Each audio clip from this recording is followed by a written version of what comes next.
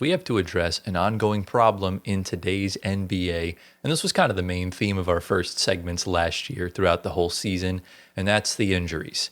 We obviously know these guys are professional athletes. They're very big, they're very strong. And, when bodies collide, bad things can happen because, there's guys in this league that are like 6'1", 190. And then there's guys in this league that are, 7 foot, 260. So, there's going to be some painful moments in the NBA, whether they're, contact, non-contact, and stuff like that, because these guys work so hard every single day and everything of that nature. And rather than spending a bunch of time on each injury, I'm going to just read through them all, and then I have a big tweet at the end that we're going to talk about, and that's like the main portion of this segment that I really want to discuss. Okay. So are we ready? Let's do it. We're kind of going to go rapid fire here. So the first tweet is on the screen right now. I believe this is the earliest from the time the last one went out. This was like right before Bradley Beal was out with the hip fracture, what we talked about last week. Yeah. So the first one goes to Orlando, saying an MRI today on Orlando Magic star Paolo Banchero confirmed a left groin strain, and he will miss Friday's game versus the Nets, and he hasn't played since. So that's kind of the first one. Paolo, groin injury. We're kind of going to go all throughout the body here. Pause. And, we'll kind of discuss that didn't need to be from paused, there. bro. But, we needed to just in case because, some people. But anyways, that's the first one. Yep. Then you scroll a little bit up on Twitter. We get to the next one from Shams Charania is saying New York Knicks star Jalen Brunson sustained a grade 1 right ankle sprain and will miss Friday's game against the Miami Heat. Sources tell ESPN. I believe he's supposed to come back tonight. I hope. Yep. I just put him in my lineup for fantasy, so I need him to cook. And towards the end of the game last week, he was kind of driving in towards the basket. I believe he stepped on someone's foot and rolled his ankle. Yep. And then Paulo also went up for like this layup floater sort of thing and definitely tweaked somewhere in his groin. So we got the groin and we got the ankle. Those are the first two. We get into the next one from Shams Charania. There's no picture here for whatever reason, but it says Denver Nuggets starter Christian Brown will be reevaluated in 6 weeks after sustaining a left ankle sprain. This was a weird one. He kind of got pushed back and tried to just use his foot as prevent him from falling. And it almost looked like he tore his Achilles, except there was no recoil in that area, but the ankle didn't roll. So it's a very interesting ankle injury. I've never really seen anything like it. I need to see this one. Yeah, I can definitely show you off camera. Yeah. It was a weird injury, but the Nuggets are not going to be without their shooting guard for the next month and a half at least, Right. because he'll be reevaluated in 6 weeks. He's likely missing 2 months. And obviously Tim Hardaway Jr. stepped in, brilliantly at that shooting guard spot. He's been great this season.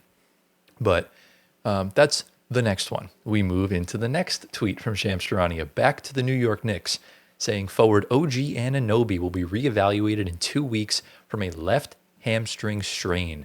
I didn't even know this happened, by the way. That's how many injuries are happening. There's too many to count. Yeah. And I believe, Antoine, correct me if I'm wrong, this was the same hamstring he injured during the Pacers series 2 years ago. No. So he's pretty much strained this thing in Toronto plenty of times as well.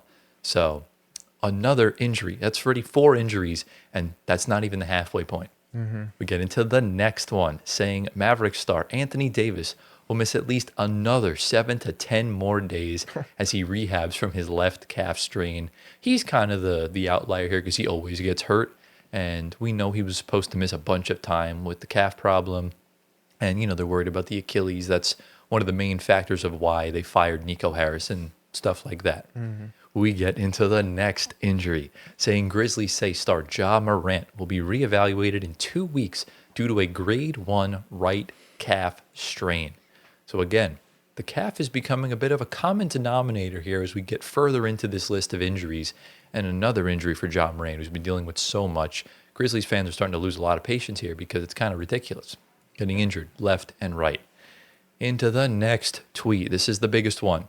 San Antonio Spurs Victor Wembanyama has a left calf strain and is expected to be sidelined for a few weeks, which is destroying my fantasy team because they went 50 points a week down the damn drain. 50 points a week. 50 points. He had a 49-point game last week on fantasy. Crazy. It's insane. Crazy. He's nuts. And, a few weeks for Wemby, that's probably going to wind up turning into at least a month. Oh, yeah. Yeah. Knowing the calf and the risks that it brings and stuff like that. And this, I believe, is the first actual injury that Victor Wembanyama has endured in his NBA career, because his first year was limited minutes. They were kind of just, ramping him up. And last year, I would consider a blood clot as more of a health scare rather than an injury. Yeah. But again, there is pain in that area, so I guess you can call it either way. Right. We get into the next tweet. This is the first one where it's not necessarily a fitness problem. This was a freak accident. Saying Los Angeles Clippers forward Derrick Jones Jr. sustained a sprained MCL in his right knee and will be reevaluated in 6 weeks, sources tell ESPN. Jones was averaging a career-high 11 points per game prior to the injury Sunday in Boston. Jaylen Brown dove for a loose ball, went right into the back of Jones's leg, and it kind of buckled forward. The same thing happened a few weeks ago to Aaron Nesmith. Yeah. It looked even worse for him, but thankfully nothing's torn, just a sprain. And he'll be out for like a month. Yeah. So that's another injury, kind of adding on to this. I believe we have 2 more, which is crazy because I've read off like 7 or 8 tweets at this point. The next one saying San Antonio Spurs guard Stephon Castle has a left hip flexor strain and will be reevaluated in 1 to 2 weeks, sources tell ESPN. Castle's been one of the league's best breakout players in his second year. This season, he's averaging 17 points, 7.5 assists, and 6 rebounds. It's really good. So shout out to him. And also, speaking of the hip, we don't have the tweet because there was no tweet. I don't know if you guys saw the Hawks game the other night. Zachary Risache dunked the ball on a fast break, flipped over because his hand slipped off and landed flat on his hip. Oof. Nothing's broken. He's good. We saw him in street clothes walking around the other day. He's all good. So he'll be out for at least a week. It's like probably contusion. Probably, bone bruise, something along those lines. Ball. Yeah, it was really scary. It was massive. And we get to the final one, and this is another big one. Saying Milwaukee Bucks star Giannis Antetokounmpo sustained a low-grade left groin strain and will miss 1 to 2 weeks, sources tell ESPN. Positive outcome after test Tuesday for Antetokounmpo, who is the only player in the NBA averaging 30 points and 10 rebounds. So very impressive. Prime Shaq over there. Exactly. So that's the injury sort of things. We just kind of scanned through it all. This was leading up to the main tweet. We're going to put it on the screen from NBA Central. Saying the NBA is trying to find ways to reduce injuries per Shams Charania. The league is launching a league-wide biochemics assessment program. More than 500 players have already gone through a level of testing. There are 4 rounds of biomechanics testing that still need to be completed for the rest of the season, and that's going to be used to optimize performance and try to reduce injuries moving forward. So that is essentially the NBA's plan here. Now, for those of you that don't know, Gio works in the realm of sports medicine, athletic training, stuff like that. So he kind of knows more in depth about when it comes to injuries and, any just random stuff about the body and, how that can affect you and your recovery. That's a big thing, and kind of staying fit going forward. So, Gio, I kind of just want to give you the floor here for a few minutes to really just talk about the scope right now of the NBA with all the injuries. And what do you think is the best strategy moving forward? And how do you feel about this new assessment program that the NBA is unveiling? I absolutely love it because finally they're going to be looking into preventative. At least what I think they're going to be looking into is preventative ways you can prevent injury from ever even occurring. You know what I mean? Like the non-contact injuries, like the torn ACLs or, the Achilles injuries, or like those ones that really take you out for a while. Those can be prevented, and there are specific ways that you can train to prevent those injuries from happening. Like you said, the biomechanics of certain movements that we do as humans may not be the most optimal for our, longevity in terms of like if we're playing a basketball, right? Certain ways that we move may not be good for that sport over time. So you want to move in the best way possible so that you can do that for a long time. And so for an example, a person that doesn't move great, Zion Williamson. No, seriously. Yeah, I know he doesn't. If you really look at like how he runs, you'll see that his feet cave inwards, right? Yeah. So you have like a natural arch in your foot, and it's not supposed to cave whenever you run, or it's also not supposed to be like duck feet. People like call it duck feet. Yeah, it's not good. Right. There's plenty of people that are super athletic with that, but to prevent injury from occurring, you have to really, I can't explain it, but there's this terminology. It's called GOATA, GOATA. If you guys look it up, it really helps with keeping your feet in the best way biomechanically, so that you can prevent injuries from happening, like ACL injuries. Because the way that Zion runs or sprints or whatever, it puts his knees in danger for ACL injuries down the line in the future, ankle injuries, feet injuries, hip injuries, because everything's connected. The body's holistic, right? Right, yeah. So it all starts with your feet. And so if you can really nail down how your feet come into contact with the ground, you can actually prevent injuries going all the way up the chain. So I think that's what the NBA is going to find. That's my prediction, and I hope that they really take this seriously and really apply it and pretty much make sure all the teams are taking the proper measures to prevent injuries from happening in the way that they find best. So I'm excited for that. Well said. I like that. And this is where I'm going to turn this over to you, Antoine, because there's a counterpoint to people that don't know the whole fitness realm or anything of that nature, where people are saying that, oh, players are being overworked, there's too many games, and all this is just a way to put the Band-Aid over the actual problem. Do you think that this is the actual problem, or do you agree in the sense that, maybe there are things scientifically, medically that can be done to make this, preventable? Honestly, I think there is. There's always a solution, and with this, I'm sure it's of course a lot. It's a lot of numbers involved and a lot of other things. It's just crazy how all these are happening all at once, and like shout out to Underdog NBA and like other accounts on Twitter. The whole Underdog NBA account every day, 95% of their tweets are injury tweets. Yeah. And it is literally insane. It goes from like illnesses, like players are getting illnesses like every other game now in the NBA. Like, what's going on? Like, you know, like we've never had like people like, I mean, we get sick, but like we've never like, had so much. And like, every day the lineup for certain teams is very different or the same, it varies. And like Underdog has a pinned tweet. It's their pinned tweet on their Twitter right now. It's their notable players out with injury.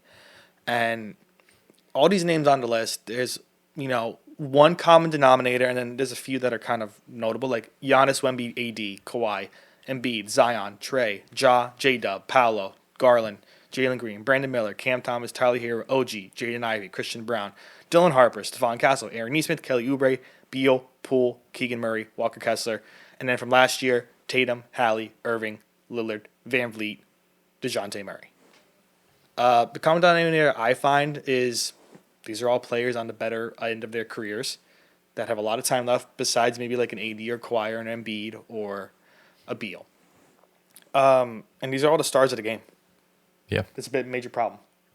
Because when you have stars of the game that are out, it's bad for, attendance for some fans. But again, I don't think like fans have tickets for games already in advance to like prior to injury, so like you can't really do anything about it. But the best product is not out on the floor for ratings and a lot of other things too for people. So, being a sports fan, I know injuries are part of being a Giants fan. Football every year, of course, because the most contact sports right now are football and basketball. Baseball, shit happens. Sorry. Hockey. No, good. Hockey, hockey, but nothing really like massive injuries in hockey. Like some, but like it's very rare. Yeah. There is a problem with the NBA injuries, I think, specifically because when the injury report is filled every night or every game per se, it's a problem. Well, I think, and like, well, you can say, I don't know if it's on the medical staffs, doctors, new medicine even. Maybe like these techniques to get these players back fast. Like Aaron Rodgers said, "Oh, what is NFL? Oh, I can be back from my torn Achilles by week 15 from week 1." When is an Achilles injury you back in the same season? That never happens. Right. That's an example, I guess, of new medicine. Yeah. And new technology and like innovation and stuff but like like that. again, like that could lead to worse things and like So like I really like. This could be new medicine. Maybe these are all pre-existing for a lot of these guys. I think, and new medicine to speed up the process. I think, aggravated it. In my opinion, I think it's more so the fact of the nature of the sport, because obviously I know injuries happen a lot in the NFL, but at the end of the day, there's so much padding and protection you wear, and when I think of non-contact injuries that happen a lot, it's basketball and it's soccer because you're wearing nothing. When you're playing baseball, when you're at the plate, you're wearing a helmet, you're wearing an elbow guard, a foot guard, stuff like that. Same thing with football. You're also not running around in baseball for an hour to 2 hours, on any given day. In a World Cup final, you could realistically play for 2 hours on the field running completely back and forth. Have you seen the heat maps? They're insane. Yeah. And you're wearing what? You're wearing shin guards, and some players wear the smallest shin guards possible. So with basketball, what exactly are you necessarily wearing that can protect you from the contact injuries? And at the same time, basketball is one of those sports where you need the stamina and the fitness to keep going every now and like for an entirety of a game, especially in the playoffs when you're playing. Some guys don't sit at all. Yeah. So making sure your body's physically fit is really tough. Yeah. And that's why on one end, you got players like Jokic that are so bought into keeping their body in tip-top shape. Sorry, my mic's too close to the chair. But keeping their body in tip-top shape so he can't get any of those nagging non-contact injuries. Because like you always say, when a non-contact injury happens, it typically turns into a chronic thing, like with the knees and the hamstrings and stuff like that. And I think Jokic is a good example of a player that pays attention to that sort of stuff. And guys like Embiid naturally have it. Remember, he came to the league over 300 pounds and was really struggling and stuff like that. Yeah. The other thing, like I said, team basketball is what gets you to the finals. Team basketball keeps you healthy. Has Jokic or SGA ever had any of those problems in their past? Nothing. Yeah. And we noticed that guys like Giannis have to put the team on his back every single night because the roster around him is not good enough. Yeah. It overexerts his body. You're having to do more during the season, and you wind up getting those injuries, and they're always the non-contact ones. 100%. Joel Embiid, same thing in Philadelphia. There were times when he was the only one carrying the offensive load after that team in 2019 failed, and he kept getting injured as a result as well. Yeah. Luka Doncic with the Dallas Mavericks, the same exact thing. And the healthiest he did really look was when they made the finals. So now you're seeing that he's on a team, and the team has injury problems, but his injuries have lessened since he got traded. Yeah. But you look at Jokic, you look at SGA, and I think that's a good example of pacing yourself during the regular season because your team's good enough. Yeah. I mean, and I'm sorry to cut you Go off. for it, yeah. I know people are always, with this conversation, come back to LeBron. Never injured in his career. Yeah. Why is LeBron and these guys are so injured left and right?